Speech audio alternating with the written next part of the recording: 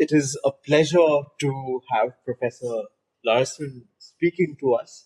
It's one of those uh, times where a point of inflection or points of inflection is going to happen. Uh, the context we are speaking today is India and technology. India is a technology leader in the world, and we know that there are many companies, Indian companies, which do well, but India also has development challenges. Somewhere, the first question which is coming to my mind, Professor, is that is India leveraging its technology for its development? Well, I would say there probably are many areas where that is true, but there are maybe more areas where that's not true. India is a country that faces tremendous developmental challenges. It's a country with a huge portion of its population that is not integrated into the modern world in an effective way, that has poor access to education, that has poor access to social services, and India has a long way to go in that area. And my view is that technology could indeed play an important role in closing some of those gaps and those difficulties. Indeed, one of the strategies that many countries like to achieve is a sort of leapfrog strategy where they move over countries ahead of them and use technology as a point of making that happen. And my view is that India has a long way to go. There is another method of asking this technology question is that possibly the technology in existence or existing technology is not very useful for India. So the new advancements, say blockchain and artificial intelligence, these might be actually a better method. For example, a self-driving car might not be very useful unless, of course, it's fourth and fifth generation, which means India is ready for really advanced technologies. Just don't bring, the interim stuff. Is that something? So I think that's a fair point to make. I think that when you look at some of the most advanced technologies, they may in fact have more utility to India than many others, especially given the fact that many of the advanced technologies are ones that at the margin are relatively inexpensive and very inexpensive to bring to scale. And so India is a place where scale matters.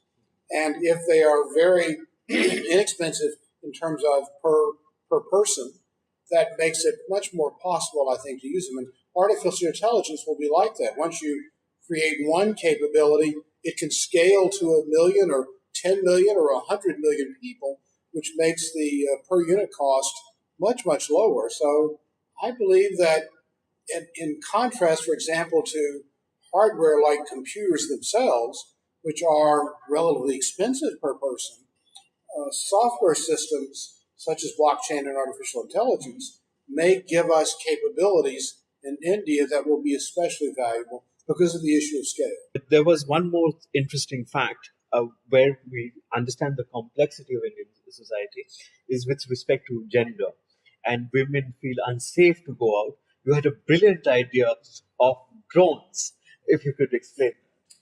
Well, it seems to me that the question here is one of being able to cover big areas or significant areas with a system that will provide security for women, given the fact that it's difficult to have police representation in every situation close at hand.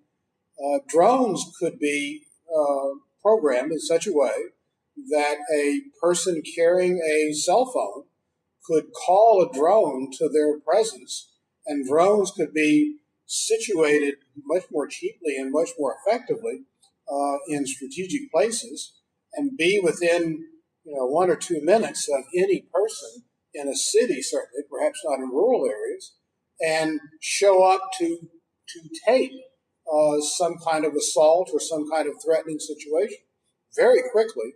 And the mere fact that these exist and the mere fact that they've been used once or twice successfully would in itself deter further attacks in the future.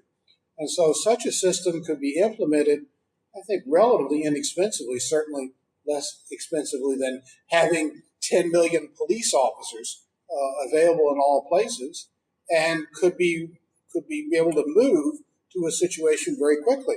Drones can fly pretty fast. They can have a big radius of coverage, and so therefore would be in a position to operate.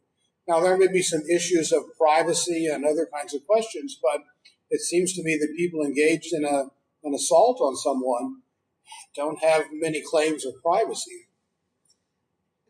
It's kind of a corollary side question in the sense that in the US, it's well established that US universities play a major role in bringing about change, even in society, whereas it is possibly not true for other countries. Do you think the universities have a very important role, and especially for a large country like India? I think that's especially true in the United States. If you look at places like Silicon Valley or in the Boston area, it's the great universities of Stanford and MIT and Harvard that have been the sources of ideas and innovations and development, and often even the entrepreneurs themselves who've gone out and created the technological systems, created the firms, generated the entrepreneurial spirit that's promoted the United States. The point that I have noticed as I have studied India is that the connection between universities, even the IITs in India, and firms is not very close. And I think it's also the case that universities often don't expect faculty, and faculty don't expect themselves to play a role as an agent of change or an agent of entrepreneurial activity. I think that's the place that has to become important in India, where faculty believe that they have not only an obligation to the society, but a recognition that the country needs them to help support this. Absolutely, that's a very important point. But I'll come back to blockchain and AI because somehow we are trying to focus on one of them, or both of them, in the sense that blockchain has an incredible application, especially in the development process, because what it does is it reduces transaction costs hugely. For example, we've just heard that money transfer, which used to take around 2 weeks earlier, can happen in 10 minutes. So this is immensely important. For the poorer you get, the more important one unit of currency is, and you want to be with it as soon as possible. So for laborers in various countries and the remittances from abroad is a very important thing. So so banks in India are doing that, but there is a fear of artificial intelligence as well. Are is there any is the fear of artificial intelligence geography centric, or how should we look at it? Well, all forms of technology, indeed most forms of human activity, perhaps have both a negative and a positive side. Um, when you produce, when societies came together 10,000 years ago to grow food in farming situations, it increased the caloric intake dramatically. And one of the things you got from that was a government. Well, governments are both good things and bad things. So should we go back and become hunter-gatherers? It seems to me that's not. What you have to do is to try to emphasize the positive and reduce the negative. So yes, in the wrong hands and under the wrong circumstances, any technology can have a negative consequence. Artificial intelligence, though, is a way of boosting human capacity to understand, reach conclusions about, and act on the world that they're a part of. And so, if human beings need to know more about what their world is doing and how it's doing it, and give you options about how to deal with it, artificial intelligence can do those kinds of things. It's like someone saying, gee, GPS is sort of a bad thing. It might cause this, that, or the other, so we should get rid of it. But not many people would say when they're lost, boy, I'm sorry, I had GPS on my phone.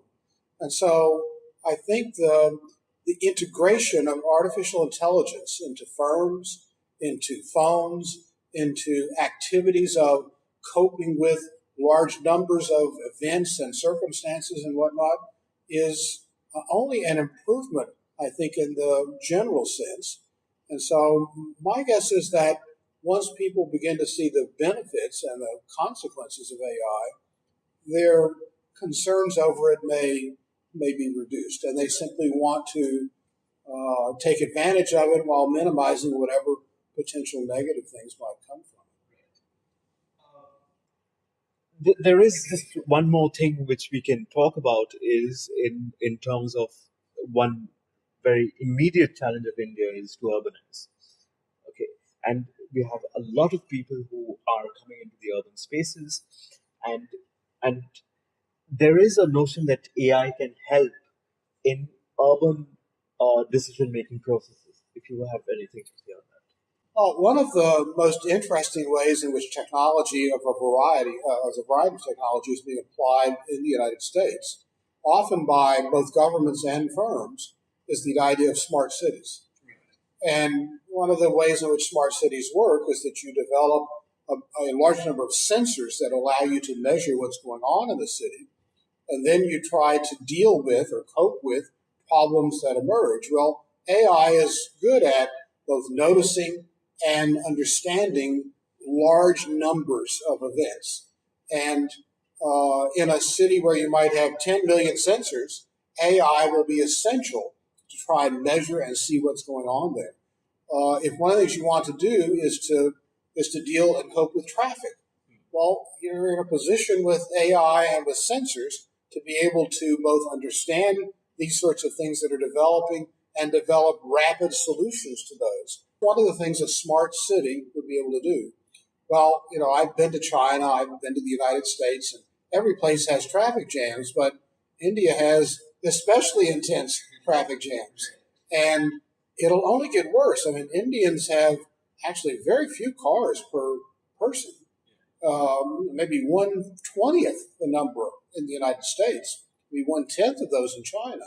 And so imagine 10 times, 20 times, 30 times as many cars on the streets of India.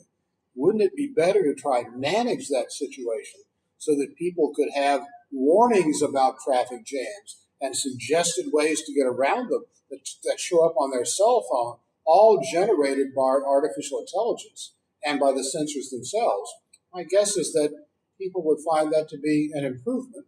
And indeed, you might find that it would actually reduce the need to build more roads if you could figure out a way to distribute the traffic on the roads in a more efficient way. So thank you. It's a pleasure to have spoken to you. Thank you so much. Thank you.